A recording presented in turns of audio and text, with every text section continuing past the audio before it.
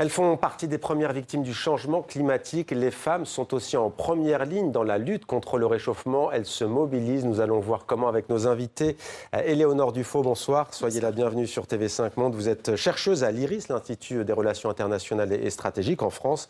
Vous travaillez au sein du programme Climat, Énergie et Sécurité. À vos côtés, Aminata Niakate, bonsoir. Bonsoir. Soyez la bienvenue également. Vous êtes avocate, membre du Conseil économique et social et environnemental, c'est le CESE en France, et plus précisément de sa délégation aux droits des femmes et à l'égalité, co-rapporteur du rapport que vous nous avez apporté, Inégalité de genre, crise climatique et transition écologique. Éléonore Dufaux, on commence avec vous. Le changement climatique, tout le monde le sait, c'est une urgence environnementale. Est-ce que c'est aussi une crise éminemment sociale qui aggrave les inégalités entre hommes et femmes? Oui, tout à fait. Les femmes sont les premières touchées par les changements climatiques. Elles sont en première ligne. Dans les pays en développement, elles travaillent particulièrement dans les secteurs agricoles, qui est le secteur le plus touché lorsqu'il y a des aléas climatiques, qu'ils soient soudains ou diffus. Et donc, elles sont productrices de 80% des denrées alimentaires. Et donc, dès qu'il y a un aléa climatique, elles sont les premières touchées. Ce qui fait qu'elles sont les premières à se mobiliser, puisqu'elles sont en fait les premières à devoir s'adapter. De manière en fait presque naturelle au fond. On essaye d'éviter les liens un peu essentialistes en disant que les femmes sont obligatoirement les plus engagées pour les changements climatiques parce qu'elles seraient de nature voilà, plus enclines. Non mais il y a une obligation d'action, d'agir. Quand on voit qu'on n'a plus de récolte, forcément on agit plus. Oui, ça pour le coup, oui, exactement. Elles sont entre guillemets obligées de subvenir à leurs besoins et donc elles doivent s'adapter tout de suite directement pour subvenir à leur famille, à leur société. Pour la palabre, c'est ce que je voulais dire. Oui, exactement. Elles n'ont pas attendu effectivement tous nos symposiums, nos conférences et nos sommets pour agir. Aminata Niakate, le changement climatique est-il sexiste? Ça peut paraître surprenant que de poser la question, mais y a-t-il un lien entre genre et climat? On vient d'en esquisser peut-être un peu le propos. En tout cas, les activités qui, on va dire, conduisent à beaucoup d'émissions de gaz à effet de serre, ce sont beaucoup des activités où les hommes sont surreprésentés. L'agriculture, la construction, l'extraction de minerais, l'énergie. Dans les filières estudiantines sur l'énergie, il y a 8% seulement de femmes. Et ce sont ces activités-là qui émettent le plus de gaz à effet de serre et qui ont un impact sur les pays du Sud, notamment, où les femmes aussi ont la responsabilité de l'agriculture, d'aller chercher l'eau. Et quand il y a des catastrophes naturelles, elles sont surexposées et premières victimes de ces désordres environnementaux. Alors, on va voir avec vous dans quelques instants comment justement les femmes de par le monde se mobilisent, quelles sont les actions de solidarité, comment cela s'organise, quels sont aussi peut-être les besoins de financement aussi pour venir en aide à celles et ceux qui sont concernés. Mais d'abord, un petit détour par Genève en Suisse où l'on retrouve Anne Marère. Bonsoir. Merci d'être avec nous sur TV5 Monde. Vous êtes la coprésidente du collectif Les Aînés pour le climat. Alors c'est vrai que quand on pense mobilisation sur le climat, on pense beaucoup aux jeunes, en Europe notamment, mais pas seulement. On oublie trop souvent nos aînés et pourtant, vous en Suisse, moyenne d'âge des femmes qui ont intenté une action contre l'État fédéral helvétique, 73 ans, 73 ans. Pourquoi selon vous? Eh bien, c'était une réalité depuis la grande canicule de 2003. Les femmes ont été particulièrement impactées par les grandes canicules. Et il fallait... Est-ce que vous m'entendez correctement? Je ne sais pas si j'ai le même son que les téléspectatrices et téléspectateurs, mais c'est un petit peu compliqué. Allez-y, peut-être, je retente, Anne Marère, poursuivez. Oui. Pour entrer dans l'action judiciaire en Suisse, c'est très compliqué, il n'y a pas de class action possible. Et donc, la stratégie juridique était de s'associer, nous les femmes âgées, pour mener l'action judiciaire contre notre gouvernement. Ce que nous avons fait en 2016, et nous avons fait 8 ans de marathon juridique pour gagner le 9 avril 2024 à Strasbourg, à la Cour européenne des droits de l'homme.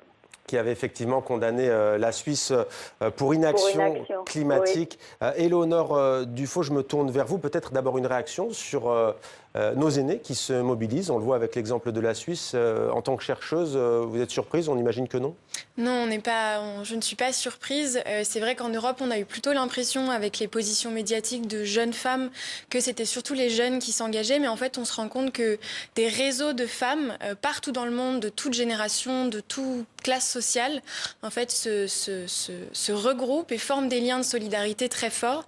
Et on a ces réseaux donc, dans des cercles militants, des cercles d'agricultrices, donc des cercles professionnels. Et on voit vraiment des formes de solidarité partout. Et c'est une grande chance et une grande force. Et quel est votre constat à ce sujet?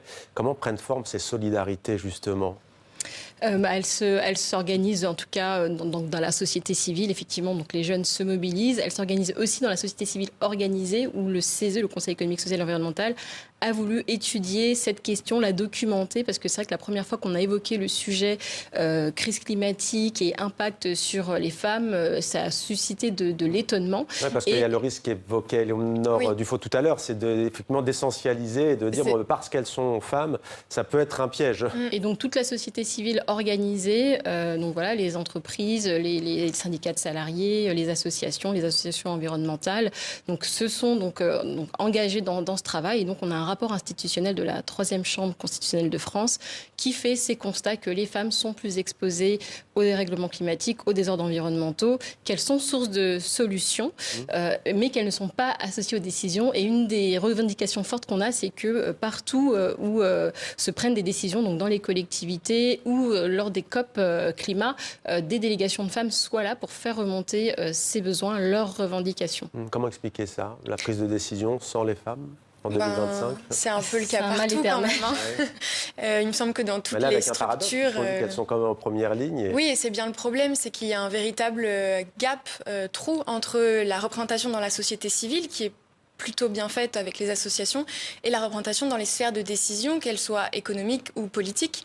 On a travaillé sur la représentation des femmes dans les COP notamment, au sein de l'Observatoire Genre, Climat et Environnement. Et en fait, on se rend compte que dans les délégations officielles des États, donc des membres de la Convention 4 des Nations Unies pour le changement climatique, il y a environ 30% de femmes qui sont représentées et lorsqu'elles sont représentées à parité dans les organes plutôt subsidiaires, donc dans les réunions un peu plus techniques que les grands événements comme les COP, les hommes prennent à ce moment-là plus la parole et donc monopolisent la parole. Et donc il y a un véritable enjeu de représentation en fait pour les écouter et pour qu'elles soient à parité dans les COP. Et comment amplifier, comment aider les dynamiques qui existent déjà? Comment s'appuyer dessus? En tout cas, on peut impliquer les collectivités qui peuvent agir, donc qui ont des compétences en termes de climat pour apaiser l'espace public, pour faire la transition écologique des villes. Et donc, à chaque fois qu'1 euro est dépensé dans l'espace public, s'assurer d'une néga-conditionnalité,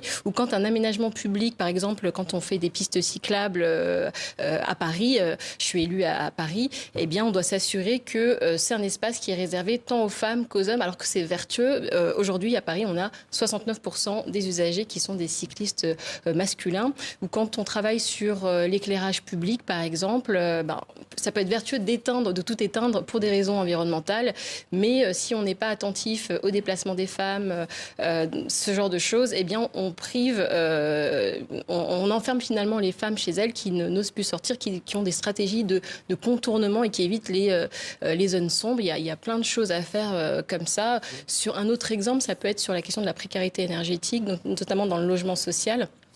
On y compte beaucoup de familles monoparentales qui sont les familles les plus pauvres. Et les femmes sont aussi victimes parce que 70% des plus pauvres dans le monde sont des femmes. Et dans le logement social, eh bien, les familles monoparentales, c'est 82% de chefs de famille qui sont des femmes.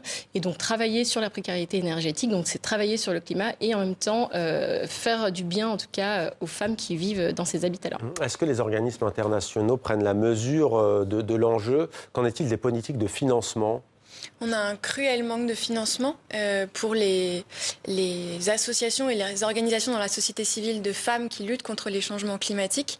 Et donc, c'est des recommandations qu'on a fait dans les notes de l'Observatoire.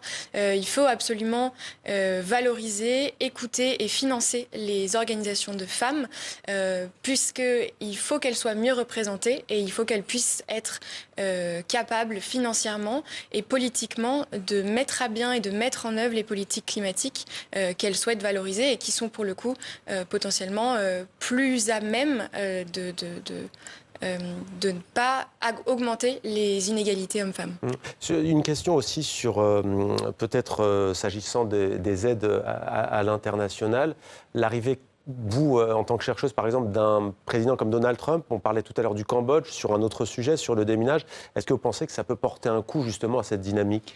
En tout cas, ce qu'on a vu ces derniers jours, c'est une accélération des politiques de M. Donald Trump contre la recherche environnementale et la recherche climatique. Il a donc signé plusieurs décrets pour limiter les travaux de recherche sur ces questions-là, en mentionnant des mots interdits comme climat, vulnérabilité, femmes.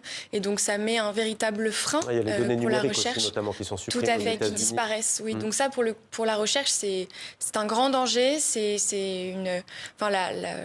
L'ignorance, c'est quelque chose qui nuit à l'avancée des politiques publiques. Et donc, c'est un véritable danger et on est pour le coup très alarmés de cette situation. Il y a une question qui me revient, qui m'échappait juste avant. C'est la question aussi, s'agissant des États-Unis, oui, de USAID, et de savoir, est-ce qu'on a des zones géographiques dans le monde où des pays sont en avance en matière de prise de décision des femmes, d'engagement. Souvent, on loue les pays du nord de l'Europe pour bien d'autres questions. Est-ce que vous avez étudié ces questions-là aussi ou pas ? En tout cas, ce que je peux dire, c'est que nous, ce qu'on a observé au CESE, c'est des mobilisations de femmes. Par exemple, en Inde, le mouvement Chipko, qui est assez ancien. En Inde, donc, ce sont des Indiennes qui, dans leur habitat, donc, s'enroulaient autour, en se donnant les bras autour des arbres pour empêcher qu'on les arrache, puisque en fait, à force d'exploiter ces arbres, il y avait des glissements de terrain dans un territoire arpenté par leurs enfants. Donc il y avait énormément d'accidents et ça rendait dangereux en tout cas ce territoire-là pour leurs enfants. Et derrière, c'est un mouvement donc qui a réussi à prospérer et derrière les politiques publiques ont cessé ces abattages d'arbres intensifs. Donc en Inde, en tout cas, ces mouvements de femmes fonctionnent. Aussi aux États-Unis, il y a eu des mouvements de femmes, des manifestations contre des usines qui déversaient des polluants dans des quartiers un peu populaires, dans un cours d'eau à proximité d'habitation où jouaient les enfants. Et donc les enfants commençaient à tomber malades. Et puis donc elles se sont mobilisées, ça a fait scandale. Et ensuite, l'usine a cessé ces désordres environnementaux. Donc c'est plutôt la société civile qui s'empare de ça. Il y a des constats qui sont anciens documentés dans des cadres internationaux.